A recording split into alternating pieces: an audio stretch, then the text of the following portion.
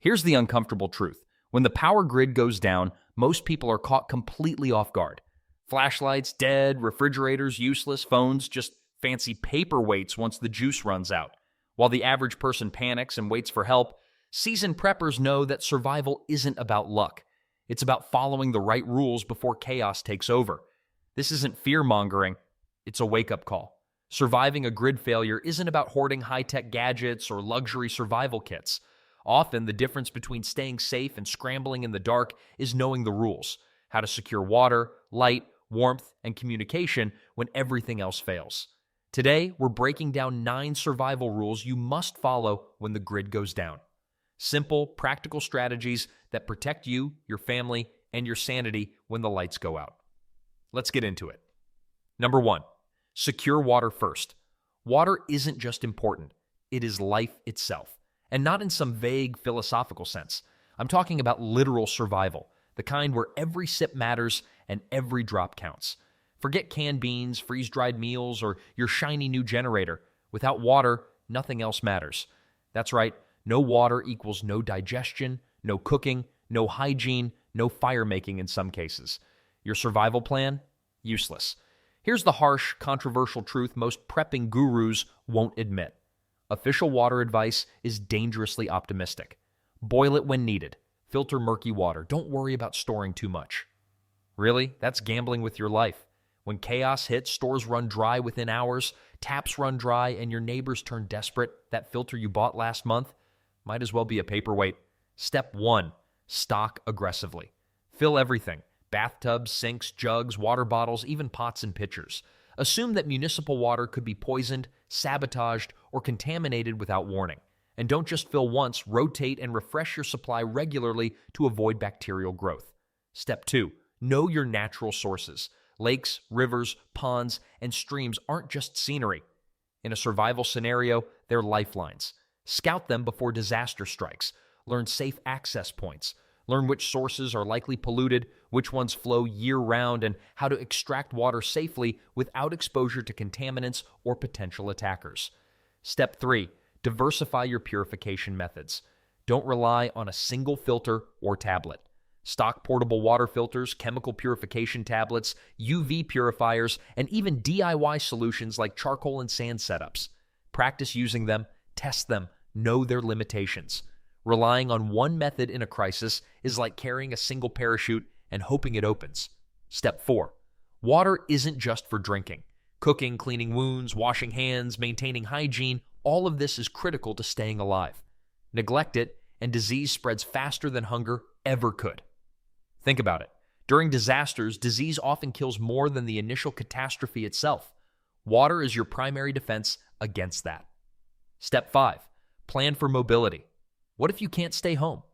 Have a plan for water on the move. Collapsible containers, portable filtration systems, or even water backpacks. Cities and towns become hostile environments fast, and you might need to leave your stored supply behind. Don't get caught without a plan. The uncomfortable truth: most people prep for weeks without food, stockpile beans, rice, and freeze-dried meals, and never think about securing water. That's not prepping. That's a ticking time bomb. Bottom line, water isn't optional. It's the first, most critical survival priority. Everything else, food, power, shelter, is meaningless if you can't secure this one cornerstone. Ignore it and you're not preparing. You're gambling with your life. Number 2, prioritize food that lasts.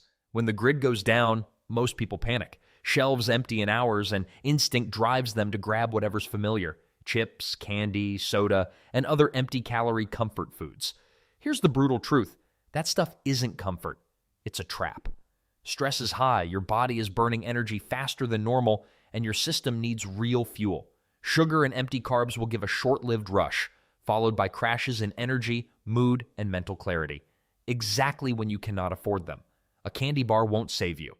Step 1, focus on nutrition that lasts. Canned meats, beans, rice, pasta, freeze-dried meals, powdered milk. These aren't flashy, Instagram-worthy, or gourmet, but they're your survival insurance. They provide calories, protein, and essential nutrients for weeks or months. That's what counts when chaos hits. Here's the controversial reality most preppers don't admit. Overpriced survival kits, artisanal freeze-dried meals, and gourmet prepper boxes are marketing, not survival. Most of it sits untouched on shelves, expires, or, worse, becomes a bacteria breeding ground if neglected. Buying fancy doesn't mean you're prepared. Buying practical and long-lasting does. Step 2. Plan for months, not days. A week's worth of snacks won't cut it. A month's supply might not either. Rotate stock regularly. Check expiration dates. Treat your pantry like a high-stakes investment because in a real crisis, fresh food is gone within the first days. Milk, eggs, bread, forget it. Fruit and vegetables, likely never to be seen. Shelf-stable staples are your lifeline. Step 3. Ditch comfort food fantasies. Emotional eating in a disaster is deadly. Chips, candy, and soda don't sustain morale. They crash it. Survival isn't about pleasure. It's about endurance. Your energy, your health, your ability to think and act clearly depend on real nutrition, not fleeting taste satisfaction. Step 4. Diversify and balance. Don't just stock rice and beans. Protein, fats, carbs, vitamins, all are essential for long-term survival. Freeze-dried vegetables, powdered eggs, shelf-stable meats, and legumes create a balanced, lasting diet. Consider small flavoring options, spices, bouillon, to maintain morale without compromising shelf life. Bottom line, surviving a crisis isn't about what looks or tastes good. It's about what keeps you alive, alert, and functioning under stress. Food that lasts is more than pantry filler. It's currency, insurance, and your lifeline. Ignore it, and you're gambling with your life. Number 3, master emergency lighting. Most people seriously underestimate darkness until it hits them like a brick. 1 second, you're cooking dinner, helping the kids with homework, or checking the house. The next, blackout. No fridge, no lights, every shadow a potential hazard. People trip, fall, break bones, or worse, criminals exploit poorly lit homes in the chaos. Darkness doesn't just hide, it attacks your preparedness. Step 1. Understand the real danger. Darkness disorients. It slows reaction times. It makes even familiar spaces hazardous. It's a stress multiplier that turns a manageable situation into a full-blown crisis. Those who scoff at emergency lighting aren't just unprepared, they're gambling with survival. Step 2. Diversify your lighting. Flashlights, lanterns, candles, these aren't luxuries, they're lifelines. But here's the kicker most people miss. Batteries die fast. Stores get looted. Relying on battery power alone is like hoping the lottery will save your life. You need redundancy. Step 3. Prep for fail-proof options. Solar-powered lights, hand-crank lanterns, glow sticks, chemical light sticks. Low maintenance, long-lasting, reliable. Not glamorous, not Instagram-worthy, but when everything else fails, they work. That's what counts. Step 4. Cut through the marketing fluff. The prepper industry loves shiny toys. LED lanterns with Bluetooth, overpriced multifunction flashlights, premium survival lights. Reality check, you don't need fancy gadgets. You need practical, dependable, redundant lighting that keeps your home visible, safe, and functional when chaos strikes. Step 5. Think beyond comfort. Light isn't just about seeing, it's about safety, mobility, mental clarity, and maintaining control. Darkness can be a weapon, disorienting and intimidating, especially when combined with stress, fear, and uncertainty. Without proper lighting, every corner becomes a hazard, every hallway a trap. Bottom line, master emergency lighting before the grid goes down. When blackout hits, seeing clearly isn't optional. It's survival. The right lighting doesn't just illuminate a room, it protects your family, preserves your sanity, and gives you control when everything else is collapsing. Number 4, maintain communication. When the grid goes down, your smartphone isn't a lifeline, it's a paperweight. Networks fail, cell towers die, and suddenly the world goes silent. Most people panic because they thought they could just text for help. Reality check. Information becomes survival currency the moment the grid collapses. Without it, even small problems, blocked roads, contaminated water, or local unrest can become life-threatening. Being able to communicate effectively in these moments isn't a luxury, it's survival. That's why AM/FM radios, NOAA weather radios, and walkie-talkies aren't optional. They're essential. A simple battery-powered or hand-crank radio can deliver critical updates on emergencies, severe weather, or aid distribution. Walkie-talkies and two-way radios allow you to stay in touch with family, neighbors, or prepper groups even when cell networks are offline. The key is redundancy, not luxury. Multiple cheap, durable radios with spare batteries will far outlast a single expensive satellite phone, and they won't leave you stranded when the power goes out. Planning for power failures is equally important. Batteries die, solar chargers fail, and even fully charged power banks eventually run out. Stockpiling extra batteries and maintaining alternative charging methods like hand crank or solar devices ensures your communication tools remain functional when you need them most. In a survival situation, a dead radio or a useless phone can be the difference between staying safe and wandering blindly into danger. Equally critical is establishing communication protocols before disaster strikes. Chaos spreads faster than hunger, and confusion is deadly. Families or communities should set regular check-in times, agree on primary and backup communication methods, and even develop simple codes for emergencies. When everyone knows how to send and receive information reliably, panic is less likely to take hold, and vital decisions can be made with clarity and speed. Even if technology fails entirely, prearranged visual or audio signals, flags, whistles, or lights can ensure messages still get through. Many prepper gurus push high-end emergency comms kits or satellite phones, but in most cases, these are overkill. Practicality always beats prestige. A few inexpensive, dependable radios combined with careful planning will keep you connected far longer than any luxury gadget. Survival isn't about having the fanciest tool, it's about ensuring communication never fails, no matter the circumstances. Finally, being able to communicate effectively means more than just having the right tools. It means staying informed and discerning. In a crisis, misinformation spreads quickly, and false rumors can cause panic or misdirect your efforts. Verifying critical information through multiple sources, keeping a written record of important contacts, and teaching everyone in your household how to operate devices properly turns communication into a survival skill rather than a gamble. Bottom line, phones fail, but prepared communicators thrive. If you ignore this, you're voluntarily blind and deaf in a world suddenly gone dark. Mastering communication gives you situational awareness, control, and a crucial edge when the grid collapses and chaos takes over. Number 5, keep warm and stay dry. Here's a brutal truth most people refuse to face. Cold kills faster than hunger. Starvation can take weeks, but hypothermia can take you in hours. When the grid goes down, your furnace, water heater, and electric blankets instantly become useless lumps of metal.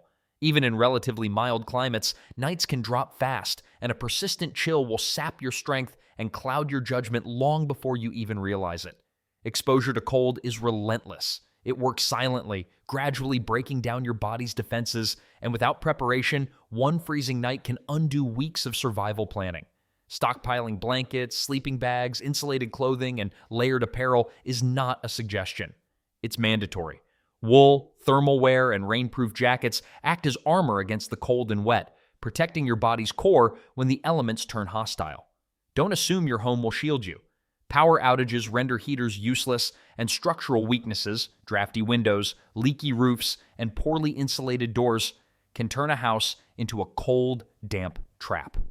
Even a home that feels safe during the day can become a deadly environment at night. Most people make the mistake of obsessing over luxury gadgets or exotic survival tools while completely neglecting warmth. You could have a pantry bursting with food and a garage full of survival gear, but one freezing night without adequate heat can render all that preparation meaningless. Wet clothes, exposure to wind and rain, or a leaking roof can escalate a manageable situation into a life-threatening emergency. In survival scenarios, warmth and dryness aren't comforts. They are the difference between life and death. Survival isn't about comfort, it's about pragmatism.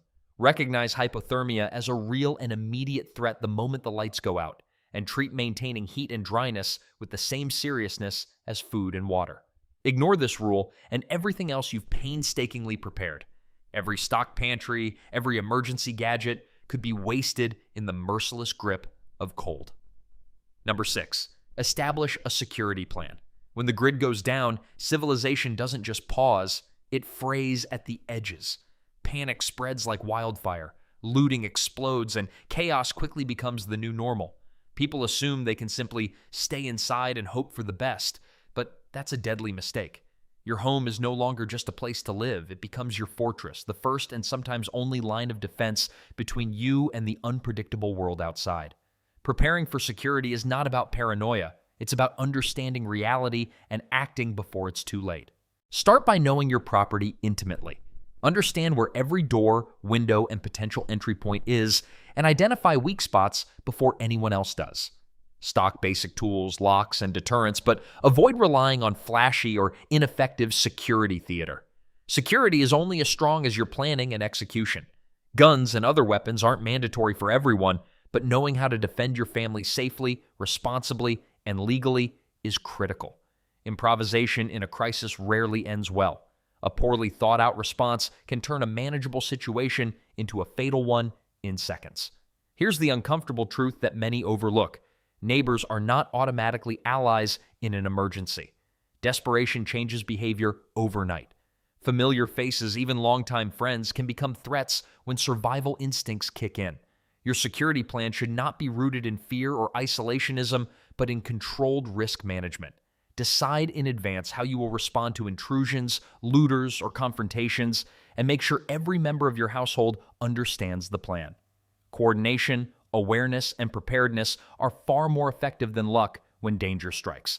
Security isn't optional. Without a solid plan, every other aspect of your preparation, your food, water, warmth, and communication, is at risk. Protecting your home and family is the foundation that allows all other survival strategies to work. Always assume the chaos outside won't wait for you to figure things out. Act proactively, secure your surroundings, and stay vigilant. In a world gone dark, preparation is your strongest shield. Number 7, organize medical supplies. Here's a reality most people stubbornly ignore. Injuries and minor illnesses can kill faster than hunger if you're unprepared. A small cut, left untreated, can become septic. A high fever or infection can spiral out of control if clinics and pharmacies are closed. Yet so many preppers obsess over food and water while leaving medical preparation on the back burner. A deadly oversight. In a crisis, health isn't just important, it's survival currency. Neglect it, and manageable situations can become life-threatening emergencies in hours. Stocking a comprehensive first aid kit is the bare minimum. But don't stop there. You need essential over-the-counter medications, bandages, antiseptics, and hygiene supplies, plus tools to manage more serious conditions: gauze, splints, tourniquets, thermometers, and gloves. Pain relievers, electrolyte replacements, and treatments for common infections are just as critical as wound care. Menstrual hygiene products, dental care items, and eye care solutions matter more than most people realize when professional help is unavailable. Even minor health issues left unaddressed can compound quickly, turning a simple cut or fever into a serious threat. Organization is key. Medical supplies aren't effective if you can't find them in a crisis. Use labeled, waterproof containers, divide items by category, wound care, medication, hygiene, tools, and ensure everyone in your household knows where to find them. Rotation is essential. Medications expire, antiseptics lose potency, and bandages degrade. Make it a routine to check your kit monthly and replace items as needed. Many preppers make the critical mistake of splurging on flashy gadgets, high-tech survival kits, or expensive tools while ignoring medical basics. A high-end multi-tool is useless if someone has untreated sepsis. Without proper medical preparation, all other preps, food, water, warmth, and security, become vulnerable. Health isn't a luxury item, it's a lifeline. In a disaster, injuries, infections, and illnesses don't wait for calm conditions, and neither should your preparation. Bottom line, organize, stock, and rotate your medical supplies now. Understand that even minor injuries can escalate without treatment, and that a fever, infection, or untreated dental problem can turn deadly when professional care is inaccessible. Being underprepared medically isn't just inconvenient, it's a vulnerability that can unravel every other precaution you've made. In a world gone dark, your health preparedness could literally be the difference between survival and tragedy. Number 8, conserve energy wisely. Here's the uncomfortable truth. Most of the gadgets we depend on every day aren't survival tools. They're ticking timers.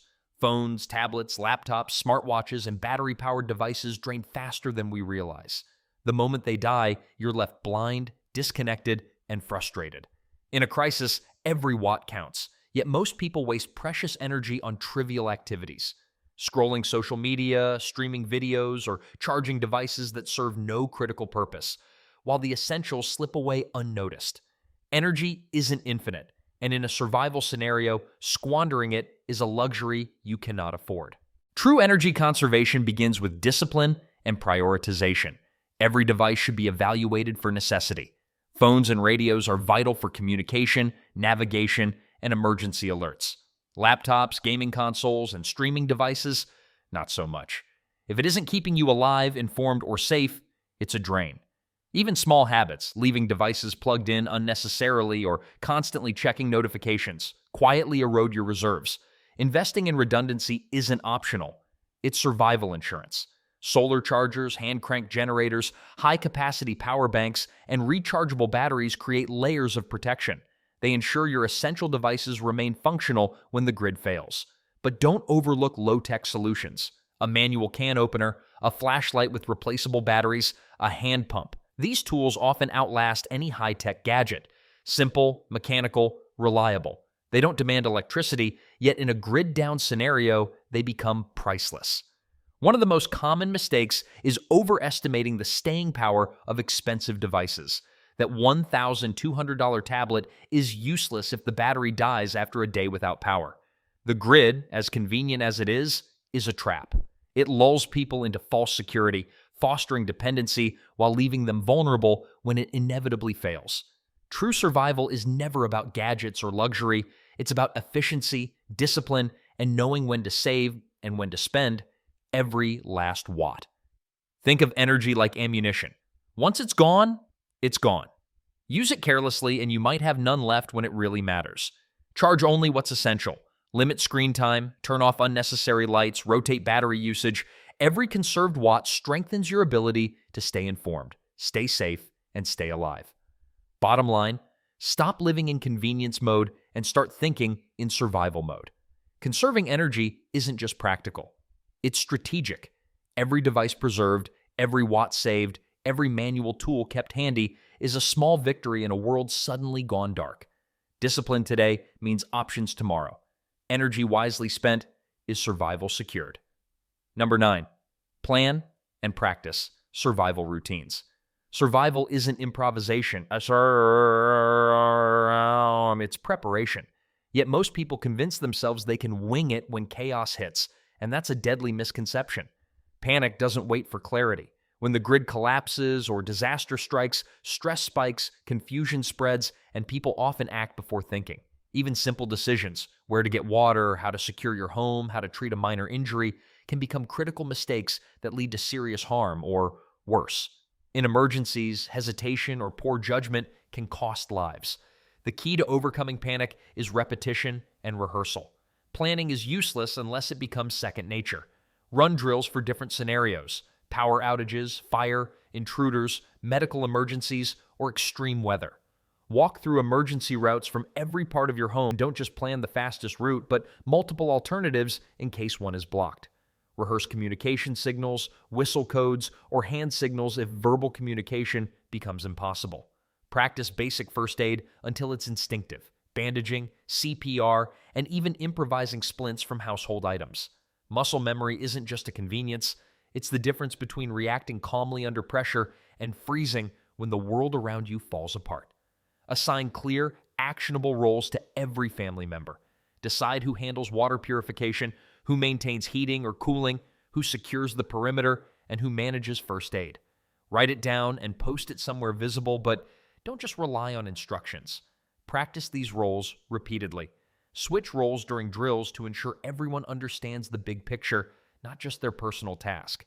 This builds flexibility and ensures no single failure point can jeopardize the family's survival. Here's the harsh truth many prepper guides gloss over. Stockpiling supplies, food, tools, gadgets is almost useless if the people using them don't know how to operate, ration, or protect them.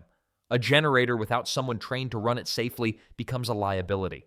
A cache of food that no one knows how to rotate or ration can spoil or disappear in chaos. Your most powerful survival tool isn't the latest gear or the biggest pantry. It's your own skills, knowledge, and practiced routines. Even a home stocked with months of supplies can fail a family if everyone panics, hesitates, or makes critical mistakes under pressure. Drills also expose weaknesses you won't notice on paper. Maybe your emergency exit is blocked by furniture, your water filter is too complicated for children, or your communication plan fails when someone forgets a key signal. These lessons, learned in practice rather than in the middle of a real disaster, are invaluable. Every flaw discovered during rehearsal is an opportunity to fix it before it becomes a dangerous problem. Bottom line, planning and practice are non-negotiable. Treat every drill seriously. The goal isn't to feel good about being prepared, it's to ensure that when panic strikes, you act decisively, efficiently, and safely. The world may go dark, utilities may fail, and chaos may erupt around you, but when your skills are sharp, your plans are rehearsed, and your family knows exactly what to do, you can navigate disaster with confidence and survive when others falter. Remember, supplies run out, gadgets break, and luck is fleeting. Preparation, skill, and practiced routines are the constants you can rely on. In survival, nothing else comes close.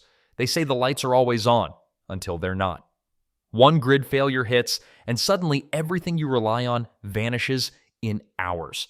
It's no longer about convenience or comfort. It's about what keeps you alive, safe, and in control. These 9 survival rules aren't just advice. They're your blueprint for resilience, foresight, and staying one step ahead when the world goes dark. While others panic, you'll know exactly what to do, where to go, and how to keep your family safe. Which rule do you think is the most critical to follow first when the grid dies? Drop a comment. We might highlight it next. And subscribe, because coming up, we'll dive into top survival strategies that preppers swear by but never talk about. Stay alert, stay prepared, and remember, when the grid fails, the ready survive and the unprepared scramble.